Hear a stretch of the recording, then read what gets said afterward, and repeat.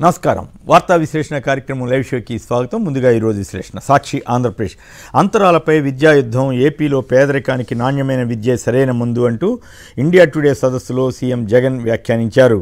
రామంటున్న జనం, టీడీపీలో కలవరం, కదలిరా సభలకు కొన్ని రద్దు, మరికొన్ని వాయిదా, ఇప్పటి వరకు కష్టం మీద కొన్ని చోట్ల మాత్రమే సభలు జరిగాయి. ఆశించిన స్థాయిలో జనం రాకపోవడంతో తెలుగు తమ్ముళ్ళు సతమతమవుతున్నారు. పొత్తు కడుపులో కత్తులు, చంద్రబాబుకు 68 సీట్ల జాబితాలో పవన్ ప్రతిపాదన చేస్తున్నట్లు వార్తనిచ్చారు. ఏపీలో పేదలకు ఇళ్ల స్థలాలలో సరికొత్త చరిత్ర, 30 లక్షల జగనన్న ఇళ్ల పట్టాలకు రిజిస్ట్రేషన్. ఈ నెల 27 నుంచి రిజిస్ట్రేషన్ ప్రక్రియ ప్రారంభం. ఏపీలో డిగ్రీ లెక్చరర్స్ పోస్టులకు దరఖాస్తుల ప్రక్రియ మొదలవుతుంది. ఫిబ్రవరి 10న విశాఖలో ఏఐ ఆర్టిఫిషియల్ ఇంటెలిజెన్స్ క్లౌడ్ సమ్మిట్ను నిర్వహించనున్నట్లు ఐటీ వర్గాలు తెలిపాయి. కేంద్ర మాజీ మంత్రి కోట్ల సూర్యప్రకాష్ రెడ్డి టీడీపీకి షాక్ ఇవ్వబోతున్నట్లుగా సమాచారం. ఏపీలో విద్యా ప్రమాణాలు భేష్ అంటూ వివిధ రాష్ట్రాల విద్యాశాఖ అధికారులు ప్రశంసించారు. విదేశీ విద్యా దీవెన సమాచార బులెటిన్ను రూపకర్త షరీన్ కుమార్తో కలిసి సీఎం జగన్ ఆవిష్కరించారు. వీధి వ్యాపారులకు సాయంలో ఏపీ భేష్, కేంద్ర పథకాల అమలులో దేశంలోనే మొదటి స్థానంలో ఏపీ నిలిచింది. భీమిలి నుంచి వైఎస్ఆర్సీపీ ఎన్నికల శంఖారావం. ఈ నెల 27న సంగివలసలో ఉత్తరాంధ్ర రీజియన్ సభ నిర్వహిస్తున్నట్లు కోఆర్డినేటర్ వైవి సుబ్బారెడ్డి చెప్పారు. సాక్షి తెలంగాణ. ఇదేమి రాజ్యం, ఏబీవీపీ రాష్ట్ర కార్యదర్శి ఝాన్సీని జుట్టుపట్టి ఇచ్చికెళ్లిన పోలీసులు, మహిళా పోలీసులపై మండిపడుతున్న ఏబీవీపీ హెచ్ఎండిఏ మాజీ director, metro rail director Shiva Balakrishna ఇల్లు, కార్యాలయాల్లో ఏసీబీ దాడులు, అక్రమంగా 500 కోట్లకు పైగా ఆస్తులు కూడబట్టినట్లుగా కథనాన్ని ఇచ్చారు. బహుళజాతి సంస్థలతో అభివృద్ధి అసాధ్యం, వాటికి సామాజిక న్యాయం, ఉపాధి కల్పన జరగదని వాటితో డిప్యూటీ సీఎం మల్లుభట్టి అన్నారు. ఎమ్మెల్సీల నియామకంపై గవర్నర్కు ఆదేశాలు ఇవ్వలేమని, ప్రస్తుతం స్టే ఇవ్వడం చట్ట ప్రకారం సాధ్యం కాదని తెలంగాణ హైకోర్టు తెలిపింది. ధరణి దరఖాస్తుల పరిష్కారంలో అధికారాలను వికేంద్రీకరించడం మేలని పలు జిల్లాల కలెక్టర్లు అభిప్రాయపడ్డారు. ఇండియా కూటమిలో బీటలు, బెంగాల్లో ఒంటరి పోరు చేయనున్నట్లు మమతా బెనర్జీ ప్రకటన. పంజాబ్లోనూ ఆప్ ఒంటరి పోరు చేస్తుంది. విపక్షాలకి ఇది చావుదెబ్బేనని బీజేపీ వ్యాఖ్యానం. కాంగ్రెస్ హామీలు నెరవేర్చకపోతే బట్టలౌడు తీసే రోజులు వస్తాయని హస్తం పార్టీ నేతలకు కేటీఆర్ హెచ్చరించారు. మెదక్ ఎంపీ సీటుపై బీఆర్ఎస్లో గొడవలు జరుగుతున్నాయని బీజేపీ నేత రఘునందన్ రావు అన్నారు. పార్టీ మారే ప్రసక్తి లేదని, ప్రజల్లో గందరగోళం సృష్టిస్తున్నారని మెదక్ జిల్లా బీఆర్ఎస్ ఎమ్మెల్యేలు మండిపడ్డారు. త్రిపుల్ కోసం రాష్ట్ర నిధులు త్వరగా ఇవ్వాలని సీఎం రేవంత్కు కేంద్ర మంత్రి కిషన్ రెడ్డి లేఖ రాశారు. ఈనాడు ఆంధ్రప్రదేశ్. వైకాపా తంత్రం కుతంత్రం అంటూ గంటా రాజీనామాను 3 ఏళ్లు తొక్కిపెట్టి ఇప్పుడు ఆమోదం తెలిపారంటూ ఈ పత్రిక మళ్ళీ నిన్న రాసిన వార్తనే మరోసారి రాసింది.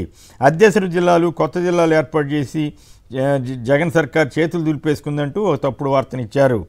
ఇప్పటికిప్పుడు వచ్చిన విచారం లేదని ఇండియా టుడే ఎడ్యుకేషన్ సమ్మిట్లో సీఎం జగన్ అన్నట్లుగా కథనాన్ని ఇచ్చారు. అమరావతి రాజధాని కోసం రైతులు అలుపెరిగిన పోరంటూ ప్రతిరోజు ప్రచారం చేస్తున్న తీరులోనే చేశారు. ప్రైవేట్ ఆసుపత్రుల్లో ఆరోగ్యశ్రీ బంద్ పెండింగ్ బిల్లులు పెరిగిపోయాయంటూ మరో వార్తనిచ్చారు. ఈనాడు తెలంగాణలో నౌకాదళ రాడార్ స్టేషన్ రామగుండంలో ఏర్పాటు, సీఎం సమక్షంలో ఒప్పందం అంటూ వార్తనిచ్చారు. తెలంగాణ మున్సిపల్ శాఖలో విచిత్రమైనటువంటి పరిస్థితి ఏర్పడింది. నమస్తే తెలంగాణ. రాజేంద్రనగర్ వ్యవసాయ యూనివర్సిటీ భూములను హైకోర్టు నిర్మాణానికి ఇవ్వొద్దని విద్యార్థి సంఘాలు డిమాండ్ చేశాయి. ఈ ఆందోళన నేపథ్యంలో స్టూడెంట్ లీడర్ ఝాన్సీని జుట్టుపట్టుకుని బైక్పై కూర్చున్న 2 మహిళా పోలీసులు గుంజుకుంటూ తీసుకెళ్లిన వీడియో వైరల్గా మారింది. సింగరేణిలో జూనియర్ అసిస్టెంట్ క్లరికల్ గ్రేడ్ 2 ఉద్యోగులను రావద్దంటూ ఆదేశాలు వచ్చాయంటూ వార్తనిచ్చారు. 146 మంది పోస్టింగ్లను సంస్థ నిలిపేసింది. ఇక చెప్పుతో కొట్టాలన్న మంత్రి కోమటిరెడ్డి వెంకటరెడ్డి కామెంట్స్ హాట్ టాపిక్గా మారాయని రాశారు. చదువుకున్న వారందరికీ ప్రభుత్వ ఉద్యోగాలు ఇవ్వలేమని, అర్హులకు అవుట్సోర్సింగ్ ఉద్యోగాలు ఇస్తామని మంత్రి వెంకటరెడ్డి అన్నట్లుగా రాశారు. వెలుగు. 4 రోజుల్లో టీపీపీఎస్సీకి కొత్త బోర్డును ఏర్పాటు చేస్తారని, ఇప్పటికే చైర్మన్ పదవికి డీజీపీ మహేందర్ రెడ్డి పేరును ప్రభుత్వం సిఫారసు చేసిందంటూ వార్తనిచ్చారు. ఎంసెట్ను ఇక నుంచి ఈఏపీ సెట్గా మార్చాలని రాష్ట్ర ప్రభుత్వం నిర్ణయించింది. తెలంగాణలో కూడా స్టూడెంట్లకు బూటు, బ్యాగులు ఇవ్వాలని ప్రభుత్వం యోచిస్తున్నట్లు రాశారు. ఇప్పటికే ఏపీలో ఇలా ఇస్తున్న సంగతి తెలిసిందే. బ్లాక్ కలర్లోకి సీఎం రేవంత్ కాన్వాయ్ భద్రతా కారణాల రీత్యా వాహనాలన్నింటినీ ఒకే కలర్లోకి మార్చారు. సీఎం రేవంత్ రెడ్డితో కాంగ్రెస్ ఎన్నికల వ్యూహకర్త సునీల్ కొనుగోలు భేటీ అయ్యారు. పార్లమెంట్ ఎన్నికల వ్యూహాలపై చర్చించారు. ధరణి పోర్టల్లోని లోపాలపై క్షుణ్ణంగా అధ్యయనం చేసే పనిలో కమిటీ నిమగ్నమైంది. ప్రభుత్వ భూముల మాయం 5 జిల్లాల్లో జరిగిందంటూ ఈ కమిటీ నిర్ధారించింది. తెలంగాణలో నేవీ రాడార్ స్టేషన్ ఏర్పాటు కాబోతోంది. మెహదీపట్నం స్కైవాక్ను త్వరలో హెచ్ఎండిఏ నిర్మించబోతోంది. ఆంధ్రప్రభ మహిళా సాధికారికతకు పెద్దపీట వేయాలని రేవంత్ సర్కార్ భావిస్తోంది. ధరణి లోపాలు తమకు శాపాలా అంటూ మమ్మల్ని బాధ్యులు చేయవద్దని జిల్లా కలెక్టర్లు ధరణి కమిటీ ముందు మొరబెట్టుకున్నారని రాశారు. 6 ఐఏఎస్లు బదిలీ అయ్యారు.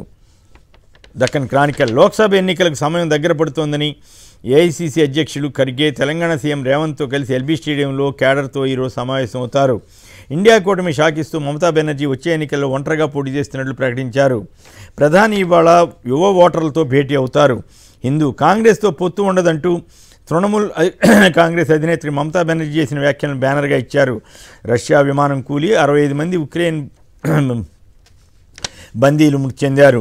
టైమ్స్ ఆఫ్ ఇండియా 500 ఏళ్ల సుదీర్ఘ నిరీక్షణకు తెరదిస్తూ రామ మందిరాన్ని ప్రారంభించిన ప్రధాని మోడీపై కేంద్ర కేబినెట్ ప్రశంసలు కురిపించింది. ఇంగ్లాండ్ స్పిన్నర్ బషీర్కు ఎట్టకేలకు వీసా సమస్య తొలగింది. ఇవి ప్రధానంగా ఆ పత్రికలో వచ్చిన వార్తా విశేషాలు. వాటికి సంబంధించి విశ్లేషణ